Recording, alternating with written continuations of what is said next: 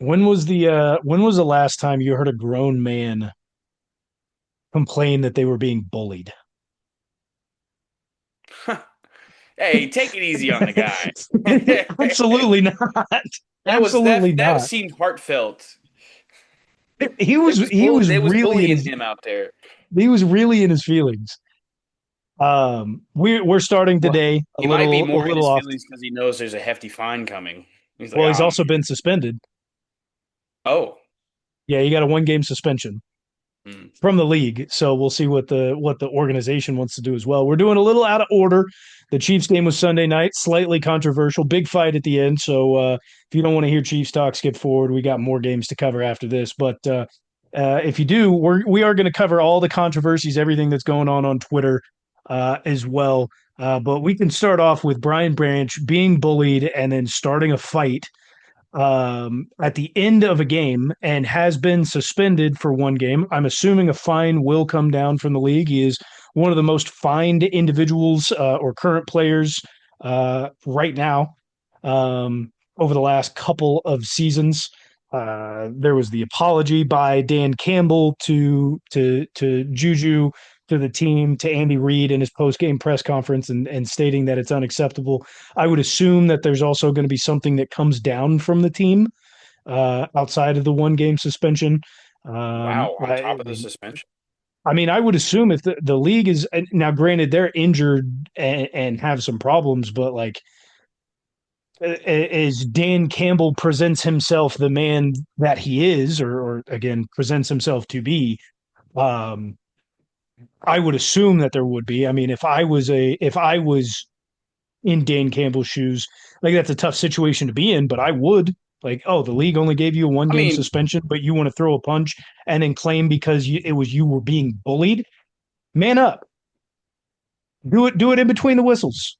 If you're out there getting bullied, you're on defense. Guess what? You have the free liberty to go clean somebody's clock. I don't know And about and free liberty anymore, but listen, even I, even if that's the case, even if that's the case, I'm not trying to say where he's justified. I also don't think it was much of a fight.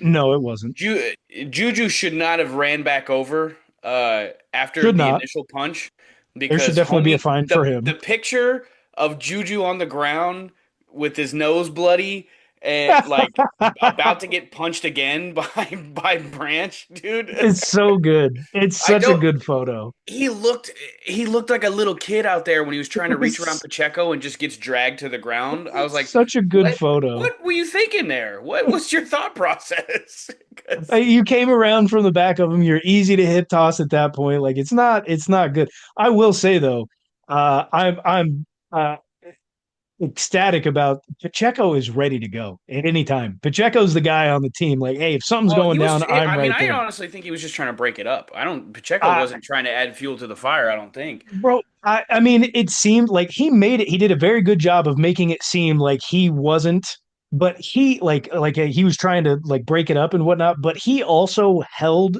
Brian Branch up enough to allow Juju to come back in. He wasn't letting him go anywhere. He was holding him up, keeping him there, just waiting for Juju to come and get his get back. Juju did not get his get back. Juju got a punch in. He got a punch in, and then got walloped a couple more times. Not a Stick to the old TikTok dances, buddy. I don't know if fighting's your gig, Juju. But it's also, hey, but also maybe playing football ain't Brian Branch's gig because if you're going to complain to the media, I get it. Hey, there maybe should have been some calls. There was the block in the back. Like those things are frustrating. But your team is down 30-17. You've done nothing. Your defense has let up points. You're in your feelings. I get it. Go clean somebody's clock out there. Hell, if you get suspended for hitting Make a somebody too hit hard, during a play. No, don't be a it, little pussy about it. was if you get hit like if you get hit with a suspension because you clean somebody's clock out there like that is more acceptable than throwing a punch after the game and then complaining that you were getting bullied out there. Like that's not going to look good when you're going up against the rest of the teams on your schedule, especially in the AFC North.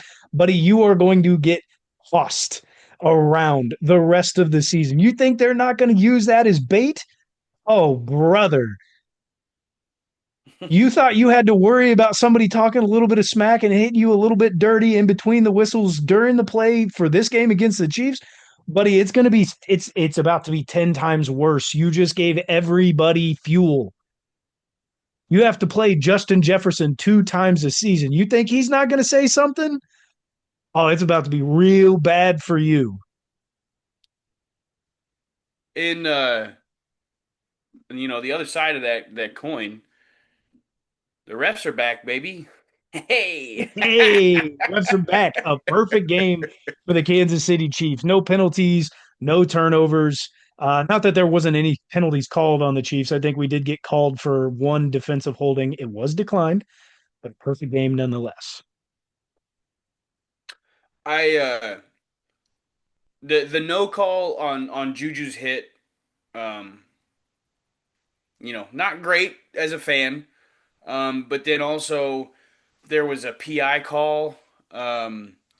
It happened against Travis Kelce. I don't remember who it was called on. But I don't believe that ball was catchable. I think if there was a call, it would have been holding, but I also don't think there was enough contact to really warrant throwing a flag. So I didn't like getting the first down, and I think it led to a score afterwards. I didn't really It like getting did. it like that, but everything else considered, like that was a pretty damn it's the closest thing to a domination that you could have. There Because was there was no I was stopping the Chiefs complaining about the offense. run defense all night. Like Jameer Gibbs and David Montgomery were running all over us. That first Uh, half, it was gross. but you know, every other aspect of the game, Amon Ra had 9 catches but only had 45 yards. Like the DBs locked Locked it up. down pretty well. There wasn't very many chunk plays in the passing Outside game of for the Sam Lions. Laporta. Sam Laporta I tore mean, us dude, up. Laporte. I mean, the coverage was perfect. I mean, he didn't turn around for the ball, but the coverage was damn near perfect. Nobody knows how Laporta caught that ball The besides Sam touchdown. Laporta. I was just meaning like the rest of the game. Like he was still open for a majority of the game, and he was getting his touches. That touchdown was just an immaculate catch. But I'm pretty sure he still only had 55 yards though. Like there wasn't. Yeah, JMO had a nice play on his touchdown, but like I they weren't really like destroying us in the passing game. I thought the no, DBs that played well again. the first half was really rough. When they put up, but they just could not get into the end zone. That first half defensively was rough for the Chiefs. It Like was you a lot said, of mainly bend there it was really far, but don't break. yeah, yeah. Um, but yeah, from the offensive standpoint, I mean, if that's the offense that we have to look forward to, especially with Rashee Rice coming back next week against the Raiders, there's not many complaints. If that defense is what's going to stick around, I sent a message early on in the game when they were just driving on us without really any repercussions that Bob Sutton was back. Second half, Bob Sutton got fired again. Um, that guy did not exist after the first half, and defense really stepped it up. I But still I think mean, our so pass rush there was either is there really was either weak, but adjustments made or some sort of motivational like speech to the defense. 'Cause, like could have been Spags both. did something. Yeah, no, I mean there was out there the we were able to stuff the run. I think the pass rush was still weak throughout the game. I think that's something that we're going to have a problem with throughout the season if we don't Honestly, dude, blitz it picked up later correctly. in the game. But The pass rush picked up yeah, later in the yeah, game. about fourth quarter it did get a lot better, but they were in the fourth quarter already defeated at that point, and we're just letting up a lot or tired. It could have been either, really. Yeah, Um, the damn that just totally slipped my mind. But another good point you made in the group chat was about Jaylen Moore.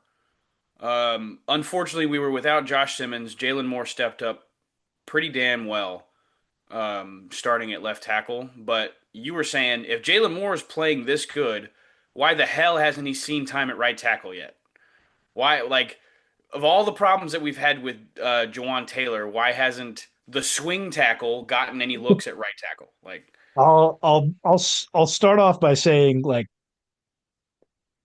Juwan Taylor has played fantastic in the last two games against the Lions and then the week before against the Jags, where Mm. we lost.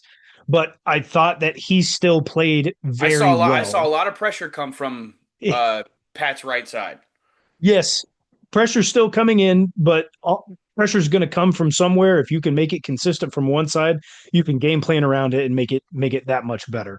Especially if that player can also slow up who the opposition at that point. And I thought it went really well. As well, it was a lot of running the hoop, so Pat just had to step up in the pocket, not necessarily do a whole lot. Pat also has the tendency to drop back way too far and do a 7 to a 10 when really he probably needs to do a 5 and then come up 1 or 2 Well, instead if of he go was back 7 to 10 faster, and we come up wouldn't be 8. worried about it. But like, he's not the fastest guy Yeah. out there, and he's dropping 20 yards back. He's a, Like, yeah, that doesn't help. And to go to the other side of this is like Jaylen Moore is a left tackle first, has been, will be. To go from left to right or right to left is like asking somebody who's left-handed to now be right-handed or right-handed to be left-handed. It is not that simple, and I there did it will in be Little League. some there will be some hiccups that come around with it. I think Jaylen Moore can do so, and hopefully it's not for long. It seems like it could be a couple game stint that he could be starting at left tackle. So prayers out for Josh Simmons, his family, whatever it is that they're going through. It is being wrapped up tight. He's back in California taking care of some things that they are not letting any information out on.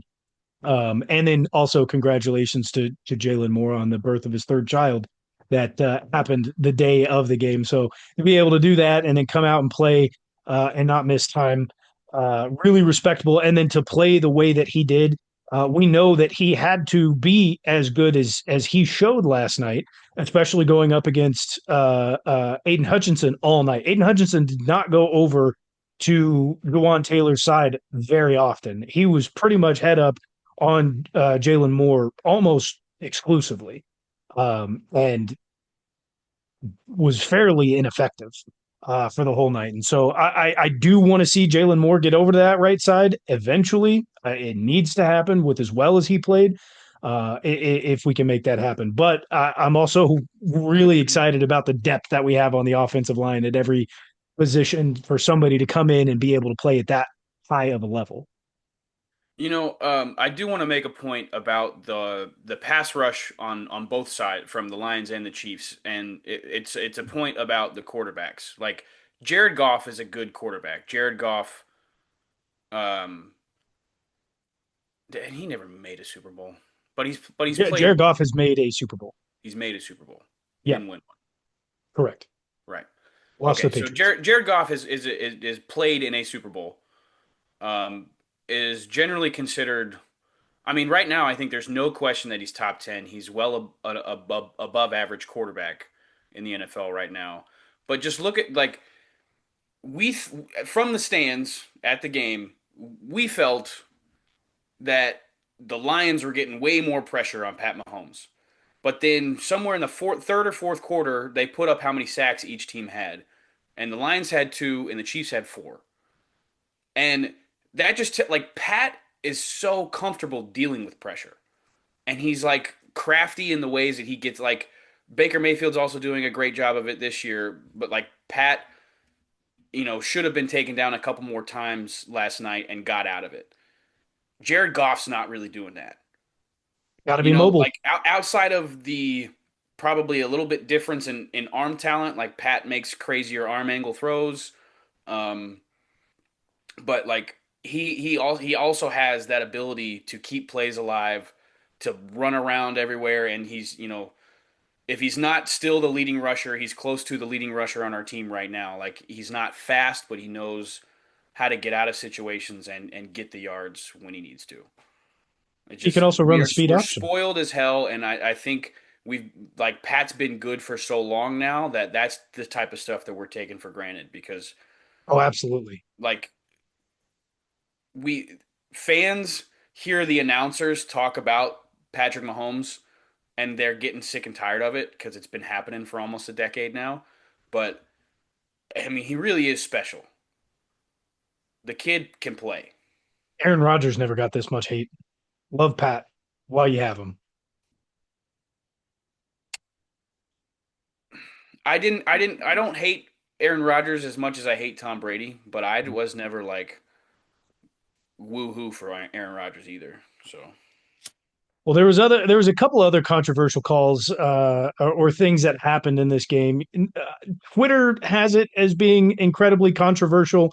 oh, I think it's a big fat nothing burger. It's it was the touchdown that got called back. no, it was the roughing the passer on Pat Oh, Aiden Hutchinson. It was one of the few pressures that he was able to get in. brother, And it is such that a was such a bad. clear roughing the passer. Like I don't know why anyone thinks like, hey, this isn't roughing the passer. He was at Aiden minimum two probably steps didn't see away. Pat get rid of the ball. Like I understand him hitting Pat in that situation, Sure. but the ball's out of his hand like well before Aiden makes contact with Every him. day of the week, no matter who the quarterback is, that's getting called. That is textbook. He didn't let up. Maybe he didn't extend his arms, but he didn't let up and flopped. Yeah, when you get hit in your back by somebody, you're going to fall to the ground. I think that's That was I pretty mean he, like I guess like mid contact you can kind of exaggerate it a little bit, but like he got smacked. Like he got hit it, hard. he got And hit it really was hard. well after he let go of the ball. And it was in the Like back. You're going to fall over. yeah. That's physics. That's how this stuff works. It's not a controversial call. I don't know why people on Twitter think that it is. That was textbook roughing the passer. A little bit of an unusual situation. Like quarterbacks aren't usually slinging it in the dirt that quickly. Like I said, Aiden probably didn't realize Pat had let go of the ball yet. He just got around the offensive lineman, and Pat's still standing there in the pocket. Like I'm probably hitting the quarterback in that situation regardless. So unavoidable, prob on the defensive part, but that is a penalty. Like you Yeah. have to deal with that one. And then the big controversial call, and one that I honestly I would say swung the game. That was the last score they had until late in the third quarter. The Lions it was their second drive towards the end of the second quarter or mid second quarter, I should say. The Lions are at the line of scrimmage. Jeez, Jared Goff goes almost under center. He does designate himself as a quarterback, but does not put his hands underneath the center. This is in the T formation, and which is just you have This your you offensive saying this line. was in the second quarter? I thought this was the first drive. No, no, this was after they already scored the initial touchdown. This was in the second quarter. I'm not Um, fact checking you live because it's gonna take me way too long to find it, but I don't remember that. Certainly. I They guess scored you're their first touchdown very easily, and that's when I had messaged about being Bob Sutton is back out there calling defensive plays. But no. Fact check. this is where they got the field goal. It was their second offensive drive. Jared Goff designated himself in a T formation, so you've just got the offensive line and then him and a running back behind him. Does not designate his hands underneath the center, does not then take a step backwards. He does pause before and then walks forward again, then decides to just sprint down the sideline. And they snap the ball, throw the ball to him. He does get in for a touchdown, and it takes way too long for the referees to deliberate whether what the issue is. They end up saying an illegal shift, and they take the score off the board. No, dude, Um, this was their first drive. that This was was their their first first drive. drive. Yes. Man, I But don't remember it because that we way. got so Wow. drunk Saturday, I didn't drink as much at the tailgate. I was not I hammered did for not the get drunk. game. Oh, well, whatever. Sean and I were blasted. Uh, yeah, that was the first drive of the game. Wow. Okay. Dan Campbell was calling trick plays all night. He Yeah. thought he was going to No. So that get one over on us on the in the like unexpectedly the first drive of the game, and That Like it, changes my perspective on it then a little bit because I thought that was the second one and swung the game. So then they even still came down but and drove still, in. I mean, people are And pointing to that as one of the reasons why the but Lions it like. is, I will agree that it's somewhat controversial. It takes them a minute and 39 seconds to deliberate after the play. The offense for the Lions is back on the bench with their beanies. They have to come back out. They end up taking the delay of game and then go ahead and kicking the field goal Yeah. where they could have lined up and run and probably got in, to be honest. At that point in time, they probably could have just gotten in if they had not taken the delay of game, and And then I decided to couldn't kick the tell if field goal. that I couldn't tell if that was purposeful. I thought there was just so much confusion that the Lions didn't realize that the play clock was running Probably. down. I mean, So, probably that's the and that case, but like that take a it's still a timeout. product of like how they called that penalty there. Like they took so much time uh out of play, and I mean everybody was confused. Like Chiefs fans weren't expecting a flag to go up in the air while the refs were huddling. Like Absolutely. And on it, there's confusion, but take a timeout. When in doubt, take the timeout. Make sure that everything's taken okay. Now, the only reason it's controversial is because of how long it took. And I will say that there are conflicting reports. You have the referees in their pool post game. The referees do go into an interview process, and then they're asked about things that have taken place.